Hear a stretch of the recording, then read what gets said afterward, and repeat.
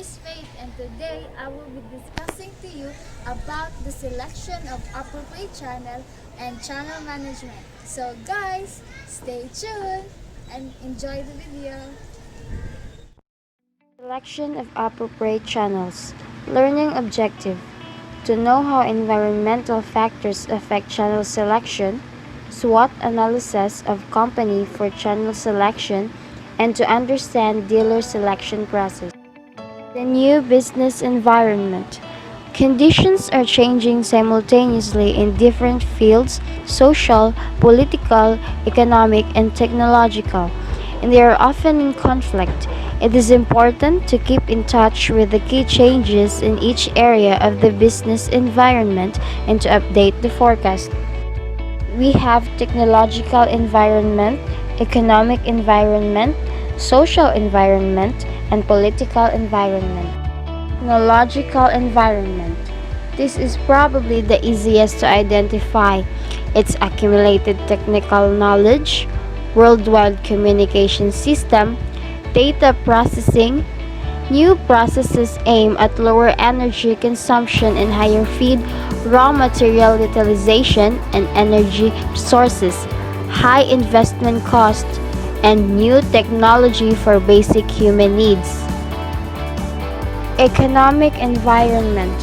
These changes in the following areas: obsolescence of all past theories, irrelevance of past extrapolation, worldwide population growth but concentrated in certain areas, high energy or raw material cost, inflation coupled with lower economic growth, monetary instability and disparity between developed countries, organization of petroleum exporting countries, shortage of capital, credit squeeze, every selective investments, shortage of people able to understand the new environment, and potential shortage of food worldwide.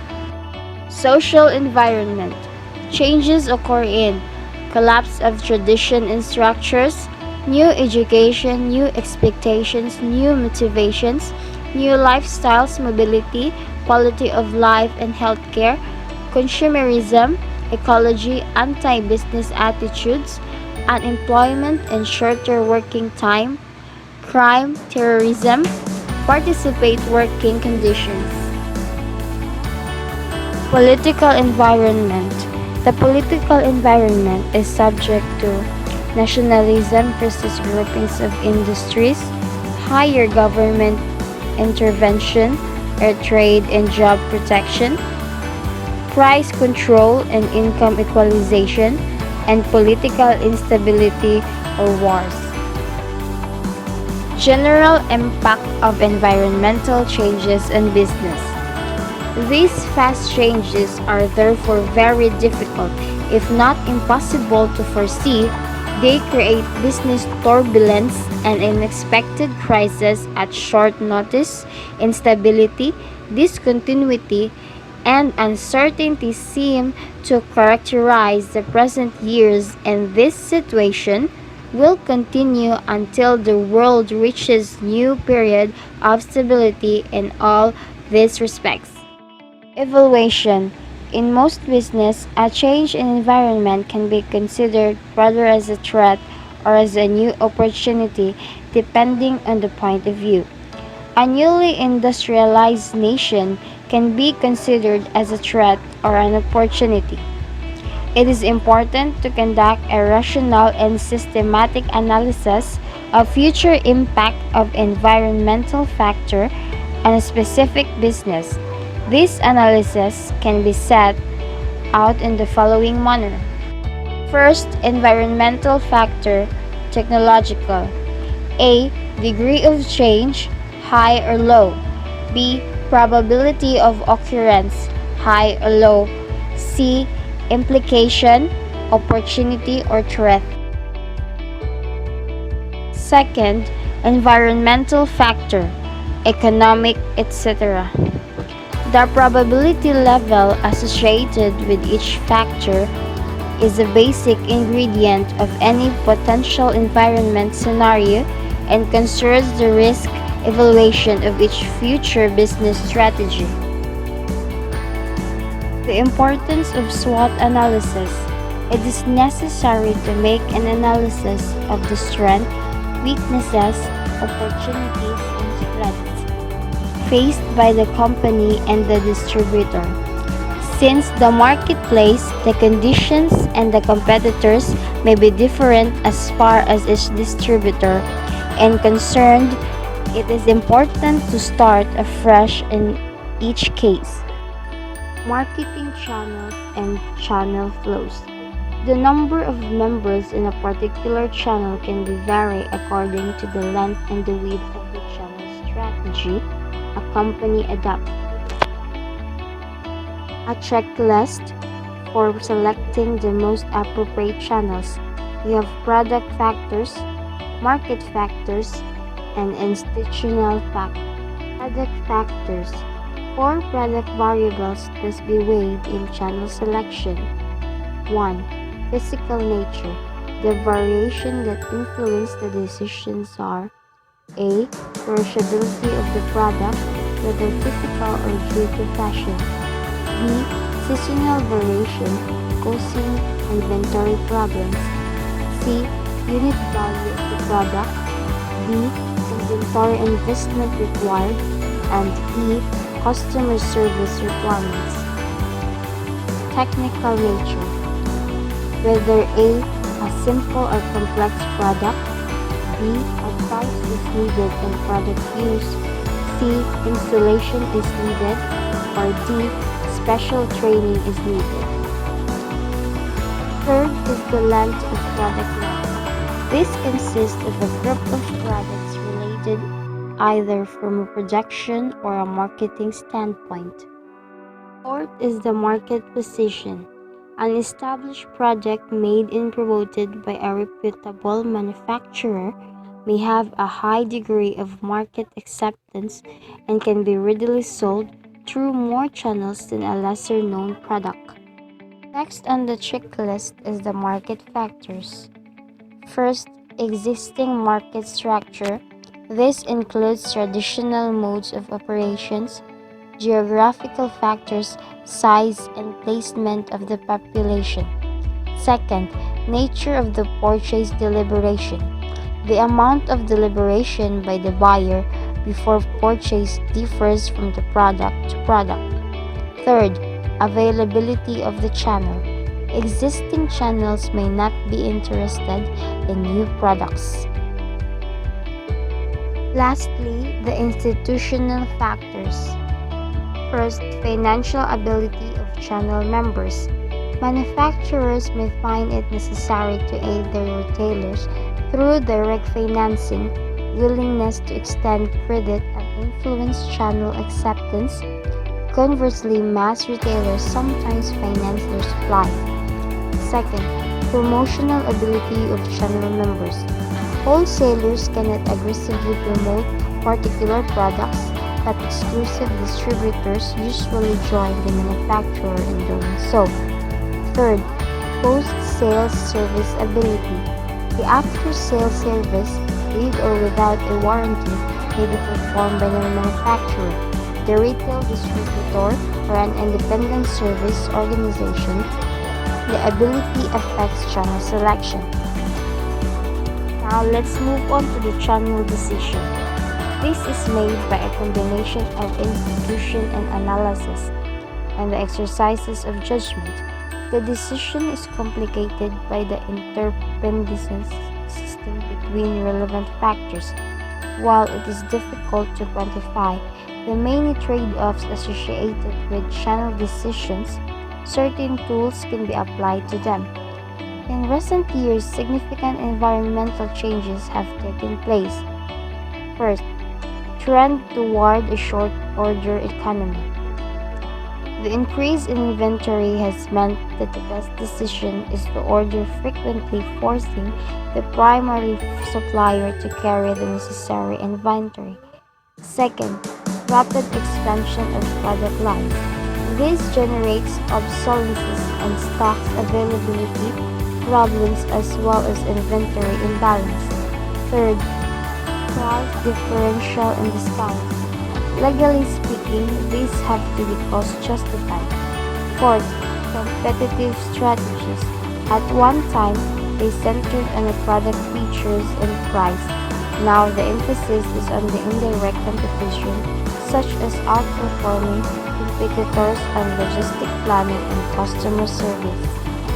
The members of a marketing channel are interconnected by several different factors. We have the product line from manufacturer to end user, the flow of ownership from member to member, the cash flow as payments are made by one member to another, the exchange of information between channel members, and the advertising and sales promotion directed by channel members towards other members or end users. We will study how a dealer is selected. But before that, what is dealer selection? Dealer selection is the first task in the process of dealer management. It is obvious that the firm has to be very careful in selecting its dealers. It has to ensure that those selected for dealership processes certain essential qualifications, attributes to be looked for in prospective dealers: business reputation standing, business capacity, salesmanship, expertise or experience in the line, financial capacity and willingness to invest in the line, creditworthiness, capacity to offer assortments of products and services required by the customers, capacity and willingness to extend credit to customers, capacity to provide storage facilities, showrooms, shops, service, workshops, salesmen and service personnel, positive attitude towards the company, good relations with the consumers of leaders in the area, and government officials and other applicable depending on the nature of the business. The net must be cast intelligently.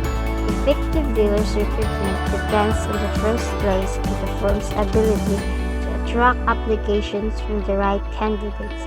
Advertisement will no doubt be of help in this regard, but they must be developed carefully. Dealer wanted ads.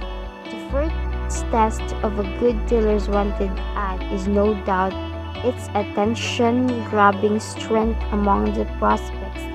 The second test is the ad's ability to post the stronger ones among them to respond to the propositions being made.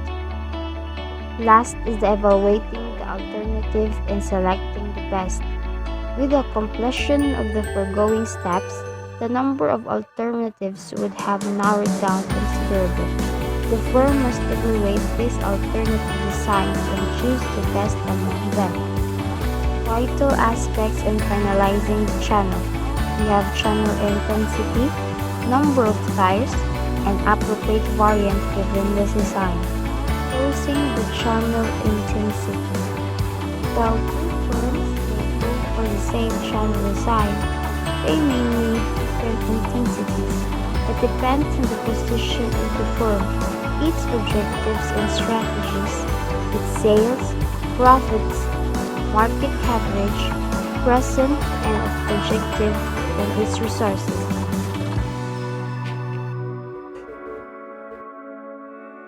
Levels of distribution intensity. We have intensive, selective, and exclusive. Intensive. Achieve mass market selling convenience goods, and the number of intermediaries is many. Selective. Work with selected intermediaries, shopping in some specialty goods. Number of intermediaries, several. Exclusive. Work with single intermediary, specialty goods and industrial equipment. Number of intermediaries is 1. Next is choosing the number of tiles correctly. In the majority of cases, Choice will be between single tier and two tier, while in a few cases, firms may find it necessary to go in for a three-tier channel. When a firm opts for a sole selling agency or marketer, the latter will have their own channel arrangement, and the tiers that operate under them automatically become a part of the firm's channel. Comparative merits of single tier and two-tier channel. The single tier pattern provides better motivation to each member in the channel, as in such a pattern, the trade discount is available in full measure to the retailer. The two-tier pattern helps quicker outflow of stocks and more intensive coverage of the market, but it results in lower profits to retailers as the available trade margin has to be shared between two tiers. It also weakens the principal's control over the outfit compared with a single tier pattern. Is the selecting of appropriate variant within a given design. Usually within a given channel design, different variants can be thought of. For example, firm A and a firm B may opt for the same channel design consisting of conventional wholesalers and retailers. Still, their approaches within the model can vary from one another.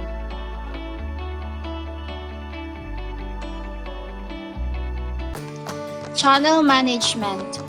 Learning objective. How to manage the channel network, to understand the trade relation mix, to know how channel members are appraised, to understand the need of channel member training. In this lesson, let us study about how channel members are managed. Developing the channel design, recruiting intermediaries, and inducting them into the company are not everyday tasks in channel management. Component task in managing the intermediaries. The task of managing a distribution network has several components as shown in the table chart below. We have fixing the trade relations mix, territory of operation, trade margin, functions which the dealers have to perform, functions which the firm has to perform, serving the dealer, securing shelf space and merchandising support from dealers, dealer motivation, performance appraisal of dealers, dealer training and development, and resolving channel conflicts. Determining the trade relations mix. A trade relations mix, or relations between a firm, principal, and its members are revolved largely around the following four factors. We have territory of operation, trade margin, functions which the channel members have to perform, functions which the firm has to perform. Next is the functions the principals have to perform. We have supply quality products, build the brand and keep in the winner, regular, adequate, and prompt supply of the product, effective servicing, and advertising and sales promotion support. Weaknesses commonly noticed in networks. We have the network is inadequate size-wise, the network is inadequate qualitatively, the network is not properly spread out, the interior markets are not covered properly, a part of the network is inactive, quite a few links in the network are unavailable, and the network is excessive for the task on hand. Conclusion. In practice, the job of channel management is quite exacting. Firms usually have a large number of channel members spread over a large territory. Administering them, communicating with them, and keeping them happy and well-motivated involves a great deal of effort on the part of the firm. In fact, in a sense, channel management is more difficult than employee management. While employees of a firm are under its direct control, the channel members are not. Accordingly, administration and motivation becomes far more difficult in the case of intermediary as compared to employees.